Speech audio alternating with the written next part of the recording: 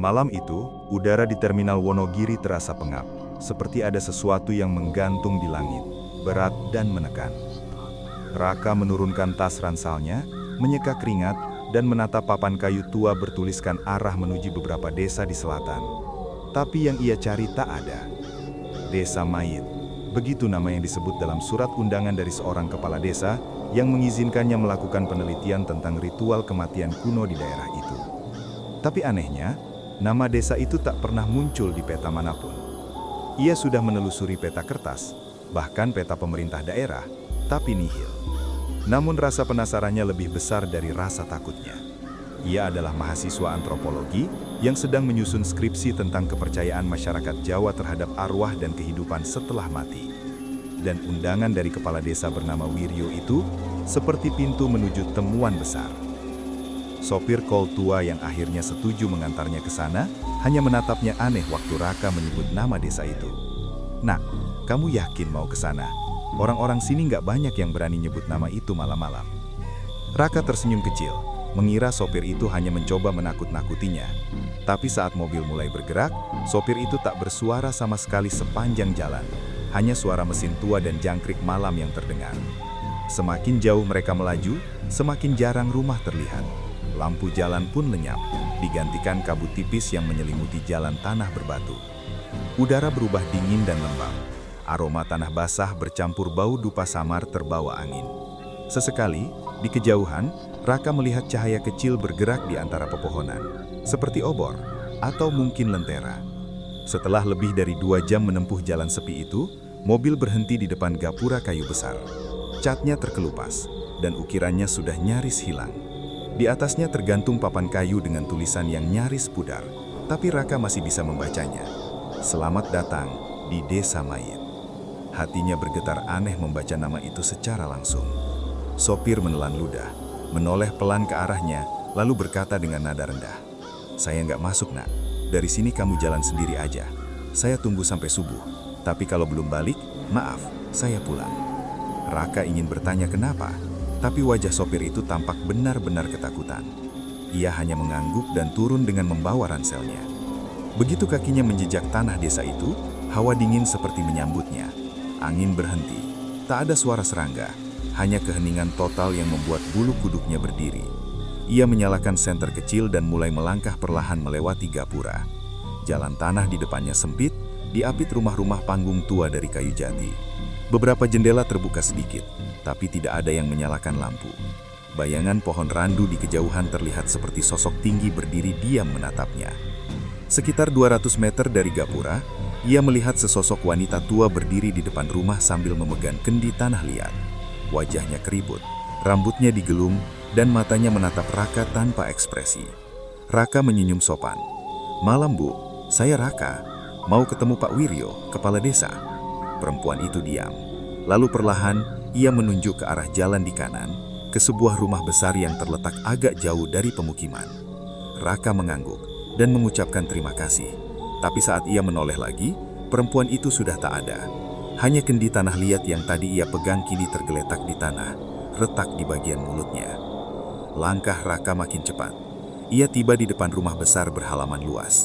Di depannya ada kentongan dan lonceng tua tergantung di bawah atap bambu. Ia mengetuk pintu pelan. Tak lama, seorang pria tua berwajah ramah membuka. "Kamu pasti Raka ya?" Suaranya berat tapi lembut. "Saya Wiryo. Masuk, Nak. Malam-malam begini jangan di luar." Raka menyalami tangan lelaki itu, hangat dan kuat. Di dalam rumah, suasananya berbeda. Bau dupa harum bercampur wangi kayu cendana. Di dinding tergantung foto-foto hitam putih. Potret orang-orang desa dengan ekspresi datar, tanpa senyum. Raka duduk di kursi rotan, diberi segelas teh panas. "Jadi kamu mau meneliti tradisi kematian di sini?" tanya Pak Wiryo. "Iya, Pak. Saya dengar di desa ini masih menjalankan ritual pemanggilan arwah sebelum pemakaman." Pak Wiryo mengangguk pelan. "Masih, tapi tidak semua boleh melihat, apalagi orang luar." Raka menatapnya penuh minat. "Tapi Bapak izinkan saya datang." Kepala desa itu tersenyum tipis. "Karena desa ini butuh saksi. Sudah terlalu lama dunia luar lupa kalau yang mati pun punya cerita." Hening beberapa detik. Hanya suara lonceng di luar yang bergoyang pelan tertiup angin, mengeluarkan bunyi ting, ting, lembut namun menghantui. "Itu lonceng apa, Pak?" tanya Raka sambil menoleh ke arah jendela. Pak Wiryo menatapnya lama. "Itu tanda. Kalau bunyi sendiri, berarti ada yang belum tenang." Raka menelan ludah. "Belum tenang maksudnya?" "Yang mati belum pulang," jawabnya singkat. Malam semakin larut. Raka diberi kamar di bagian belakang rumah. Kamar itu sederhana. Ada dipan kayu, meja kecil dan jendela menghadap kebun pisang. Di atas meja ada lilin dan dupa yang sudah setengah terbakar. Pak Wiryo sempat berpesan sebelum tidur, "Kalau kamu dengar suara apapun malam nanti, jangan keluar. Di sini malam bukan untuk manusia." Raka mengangguk. Meski di dalam hatinya ia hanya menganggap itu kepercayaan lokal yang menarik untuk ditulis. Ia menyalakan tape recorder kecilnya, mencatat kesan pertama. Desa ini terasa seperti dunia yang berhenti di masa lalu. Tidak ada listrik, tidak ada suara kehidupan, tapi entah kenapa seperti ada sesuatu yang mengawasi. Sekitar tengah malam, suara angin kencang bertiup dari arah kebun pisang. Tirai jendela bergerak pelan, membuat lilin hampir padam. Raka terbangun dan menegakkan tubuh. Dari luar, samar-samar ia mendengar bunyi lonceng. 1 kali, 2 kali, 3 kali. Tidak terlalu keras, tapi ritmenya teratur. Ia mengambil senter, melangkah pelan ke arah jendela. Dari celah tirai, ia melihat sesuatu bergerak di halaman. Sosok hitam membungkuk, berjalan lambat seperti menyeret kaki. Rambutnya panjang, bajunya lusuh, dan kulitnya keabu-abuan. Jantung Raka berdetak cepat. Ia ingin menjerit, tapi tak bisa. Tubuhnya kaku. Sosok itu berhenti tepat di bawah lonceng tua, menatap ke arah rumah tempat Raka berada. Lalu dengan gerakan pelan, ia mendongak ke atas dan lonceng itu bergerak sendiri. Bunyi dentangannya kali ini keras, menggema ke seluruh desa. Dari kejauhan, satu persatu lampu minyak di rumah-rumah warga menyala. Tapi tidak ada yang keluar. Semua jendela tertutup rapat, seolah penduduk tahu apa yang sedang terjadi dan memilih diam. Raka mundur, keringat dingin membasahi punggungnya. Ia ingin lari ke kamar Pak Wiryo, tapi langkah kakinya berat, seperti ada yang menahan. Suara nafasnya makin berat, dadanya terasa sesak. Ia menunduk, melihat bayangan panjang di lantai, padahal tidak ada siapa-siapa di belakangnya. Tiba-tiba, suara pintu diketuk pelan. Tok, tok, tok. "Raka." Suara lembut perempuan terdengar dari luar, lirih tapi jelas. "Jangan takut." Raka diam. Ia tahu ia sendirian di rumah itu, dan suara itu bukan milik Bu Wiryo, karena Pak Wiryo bilang istrinya sudah meninggal 3 tahun lalu. Ketukan itu terdengar lagi. Tok, tok, tok. "Buka pintunya, Raka. Aku mau kasih lihat sesuatu." Raka memegang gagang pintu dengan tangan gemetar. Ia menelan ludah. "Siapa?" Tak ada jawaban, hanya bisikan yang terasa dingin di telinga kirinya. "Yang kau cari bukan orang hidup." Raka melonjak, menatap ke kiri tapi tak ada siapa-siapa. Ia mundur dan menutup pintu rapat-rapat, lalu memeluk lutut di sudut kamar. Di luar, bunyi lonceng kembali berdentang. Kali ini disertai suara tawa kecil anak-anak yang berlarian, padahal sejak datang Raka belum melihat satupun anak di desa itu. Suara langkah kaki perlahan menjauh, kemudian hening. Raka tak sadar kapan matanya tertutup, tapi ia baru terbangun saat ayam jantan berkokok. Matahari belum tinggi, dan suara orang berbicara terdengar di luar. Ia keluar dari kamar, menatap ke halaman. Di bawah lonceng, beberapa warga sedang menutup lubang tanah yang tadi malam terbuka. Mereka membawa bunga kamboja dan dupa. Pak Wiryo berdiri di tengah mereka, menunduk sambil berdoa. Saat melihat Raka, ia tersenyum samar. "Kau dengar lonceng semalam ya?" tanyanya pelan. "Itu apa?" "Tanda, ada yang pulang." "Siapa?" "Yang dulu dikubur tanpa nama." Suara angin kembali bertiup, bau tanah basah bercampur aroma dupa. Dari kejauhan terdengar lagi bunyi lonceng, pelan tapi jelas. Raka memejamkan mata, dan di kepalanya terngiang kata-kata Pak Wiryo semalam. Di sini malam bukan untuk manusia, tapi sekarang, bahkan siang pun terasa tidak sepenuhnya aman. Dan itulah awal dari semua yang akan membawa Raka pada kengerian paling kelam di Desa Mayit. Pagi itu, kabut belum sepenuhnya hilang dari halaman rumah Pak Wiryo. Udara lembab membawa aroma dupa dan bunga kamboja yang masih segar di tanah. Raka berdiri di bawah lonceng besar, memperhatikan tanah yang semalam tergali. Sekilas, terlihat bekas tangan, bukan sekop. seperti ada yang menggali dengan jari-jarinya sendiri. Ia menatap Pak Wiryo yang masih sibuk berbincang dengan warga lain, lalu menatap kamera handycamnya. Ia menyalakannya pelan. Hari kedua, sepertinya semalam ada sesuatu yang keluar dari kuburan. Tapi anehnya, pagi ini semua warga berperilaku seolah tidak ada apa-apa. Mereka bahkan tersenyum seperti biasa. Tapi mata mereka kosong. Raka berjalan menyusuri jalan desa. Udara masih dingin, tapi matahari mulai menembus celah-celah pepohonan. Anak-anak kecil berlarian tanpa suara. Langkah mereka cepat, tapi tak ada satupun yang tertawa atau bersuara. Ia mencoba menyapa salah satu dari mereka. "Dek, namanya siapa?" Anak itu berhenti, menatapnya sekilas, lalu lari lagi ke arah kuburan di ujung desa. Tubuhnya seperti memudar di antara kabut. Raka mengerutkan dahi. Ia memutuskan mengikuti arah mereka. Kuburan desa itu berada di tengah hutan bambu, dikelilingi pagar batu hitam. Ada ratusan nisan tanpa nama, hanya ditandai dengan batu kecil dan dupa yang sudah habis terbakar. Di tengahnya berdiri gubuk kecil dari anyaman bambu. Di dalamnya seorang perempuan tua duduk bersila di depan kendi tanah liat besar. Asap dupa mengepul dari sekitarnya. Raka mengenal wajah itu, perempuan yang ia lihat malam pertama. "Bu, maaf, saya Raka. Saya meneliti ritual di sini," katanya pelan. Perempuan itu menatapnya dengan mata yang buram tapi tajam. "Kau datang di waktu yang salah, Nak," katanya lirih. "Arwah di sini belum tidur." Raka mendekat. "Bu, tahu soal lonceng semalam?" Perempuan itu tersenyum aneh. "Lonceng itu untuk memanggil yang hilang, tapi kadang yang datang bukan yang dipanggil." Raka merinding. "Maksudnya?" "Dulu waktu desa ini baru dibangun, ada wabah besar. Puluhan orang mati tiap malam. Mayat tak sempat dikubur satu persatu. Kami hanya gali lubang besar dan masukkan semuanya ke sana. Tapi satu di antaranya belum mati." Suara perempuan itu gemetar.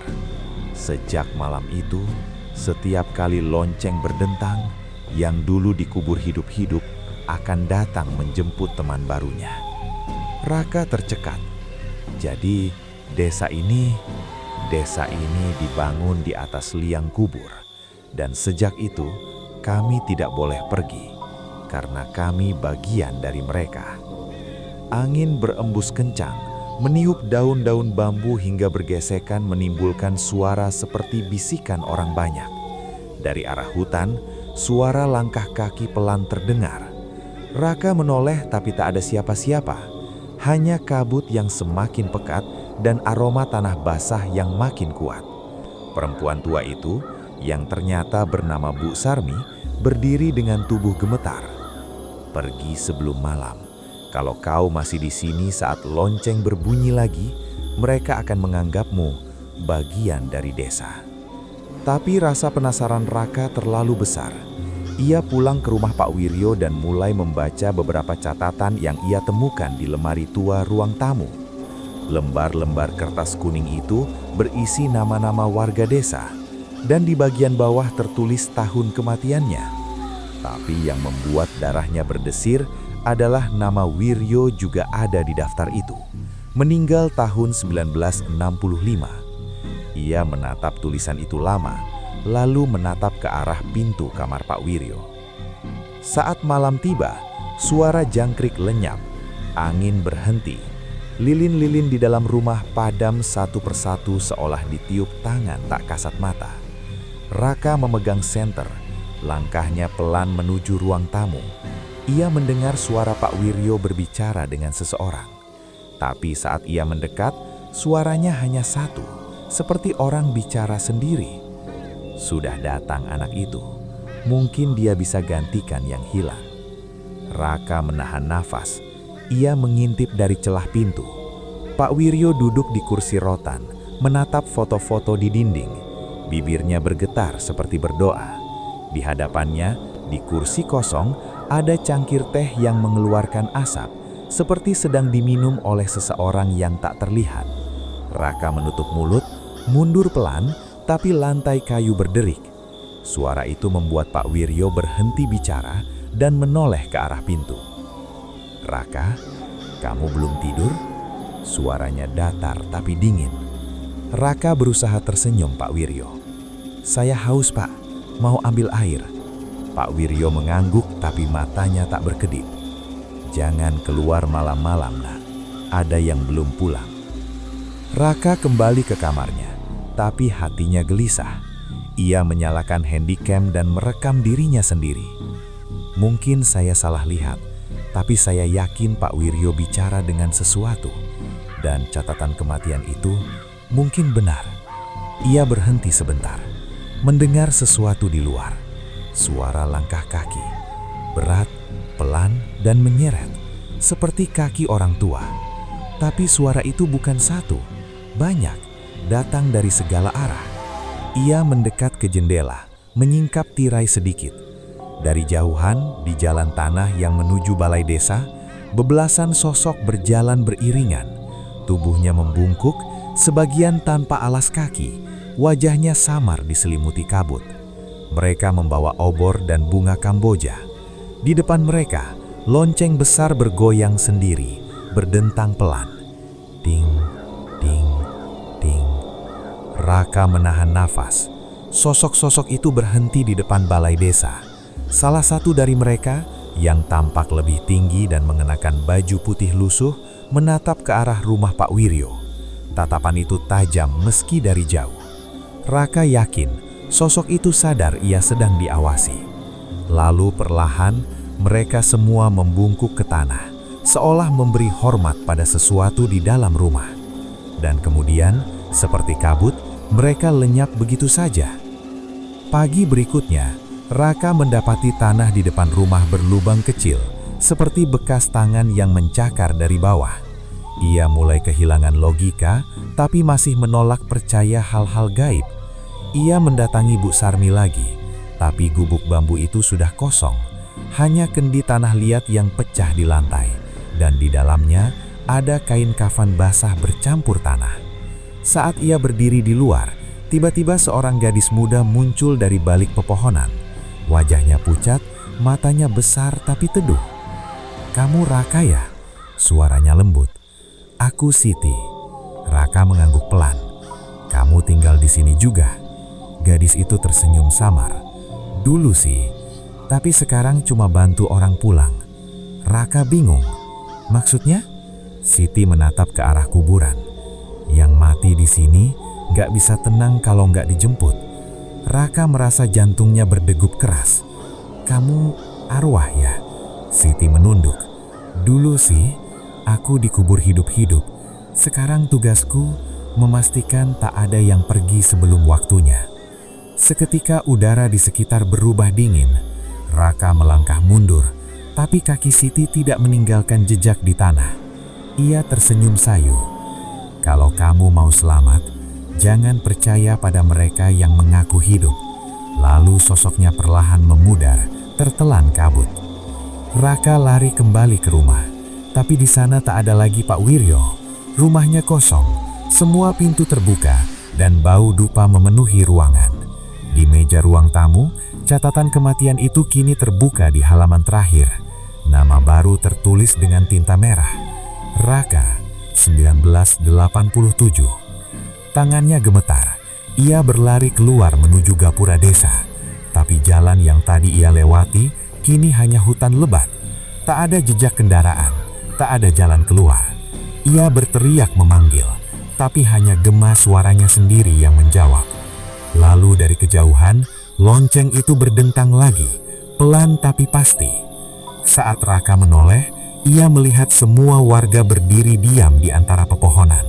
Mata mereka kosong, kulitnya pucat, bibirnya biru. Mereka menatapnya tanpa ekspresi, dan di tengah mereka, Pak Wiryo melangkah maju sambil tersenyum. "Kau akhirnya tahu, Nak. Desa ini hanya menerima yang sudah mati." Raka melangkah mundur pelan. "Tapi saya masih hidup." Pak Wiryo menggeleng-geleng. "Tidak, sejak kau melangkah lewat gapura itu." Lonceng berdentang keras sekali. Suara itu membuat daun-daun berjatuhan, udara bergetar, dunia terasa gelap. Dan saat semua suara berhenti, Raka berdiri di tengah kuburan sendirian. Kamera handicamnya terletak di tanah, masih menyala, merekam wajahnya yang pucat dan linglung. Di belakangnya, samar-samar terlihat sosok Siti tersenyum sebelum kabut menelan segalanya.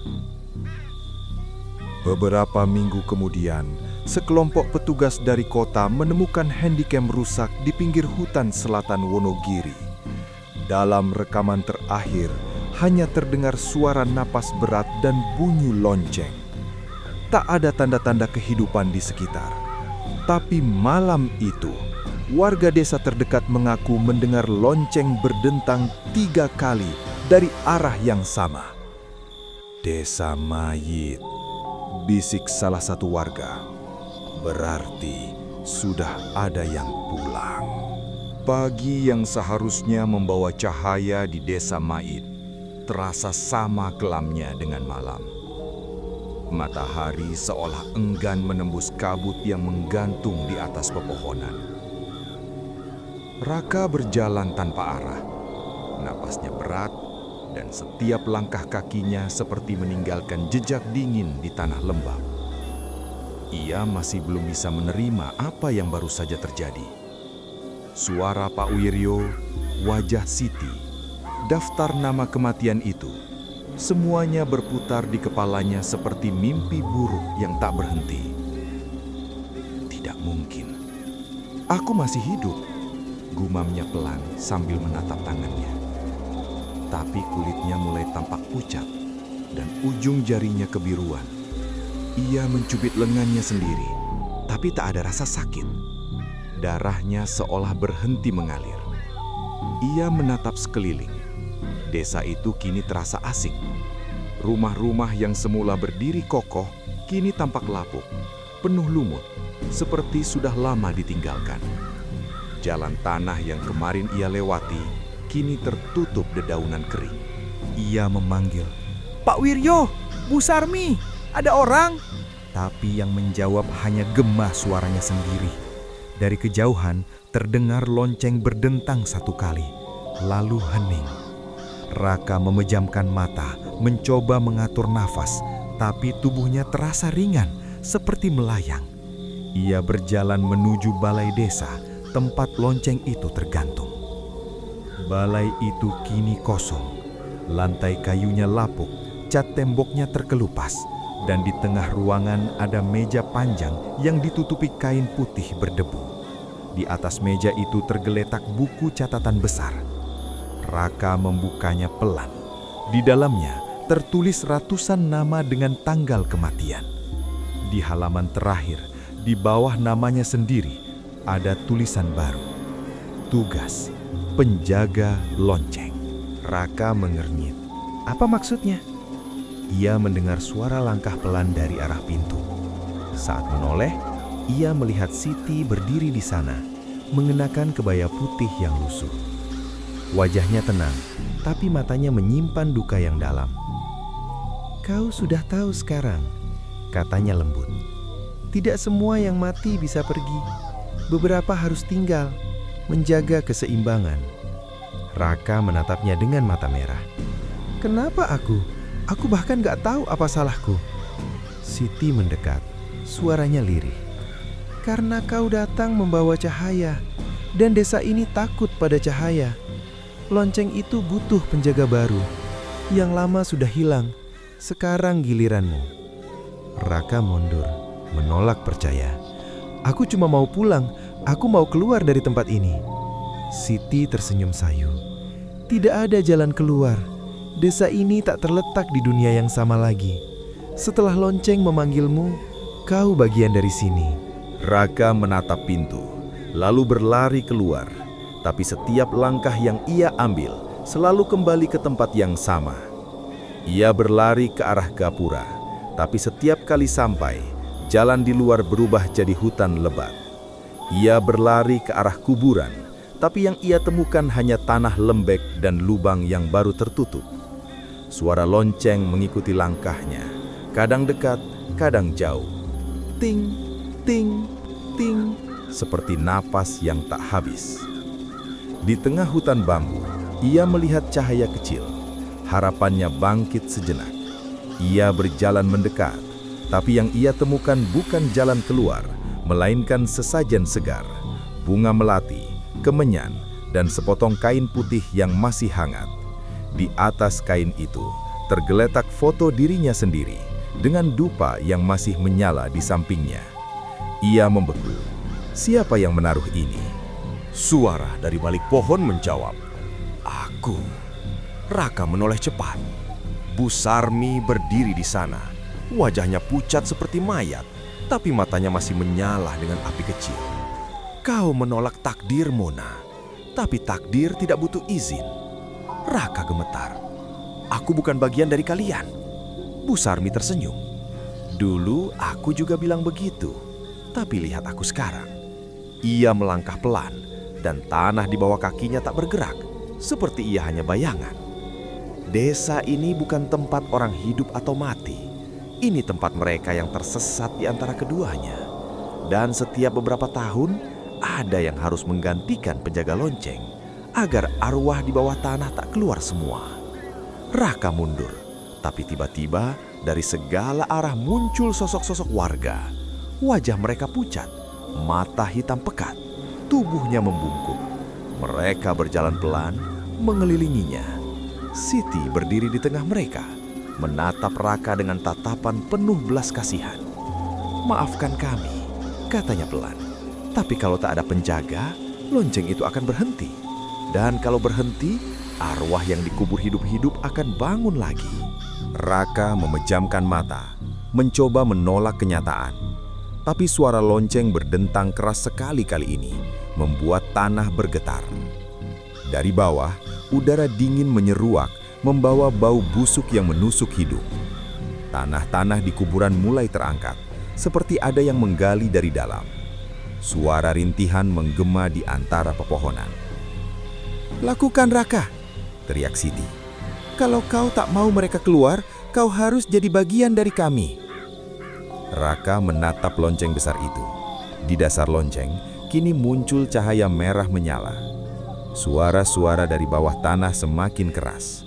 Ia menutup telinganya, berteriak, tapi teriakan itu tertelan angin. Dalam sekejap, semua bayangan warga memudar, hanya menyisakan Siti yang berdiri di hadapannya. "Kau tahu kenapa desa ini disebut desa mayit?" tanyanya perlahan. Raka terengah. "Karena semua penghuninya mati?" Siti menggeleng. "Karena semua yang datang ke sini akhirnya memilih mati agar tak melihat yang akan bangkit." Ia memegang tangan Raka dan menuntunnya ke lonceng. "Kalau kau bunyikan lonceng ini 3 kali, mereka akan tidur lagi. Tapi kau tak akan bisa pergi. Kau akan jadi penjaga sampai ada orang baru yang datang." Raka menatap wajah gadis itu. "Dan kamu?" Siti tersenyum. "Tugasku sudah selesai." Air mata Raka menetes. "Aku nggak mau." Siti memeluknya pelan, lalu berbisik, "Tidak semua kematian itu akhir, Raka.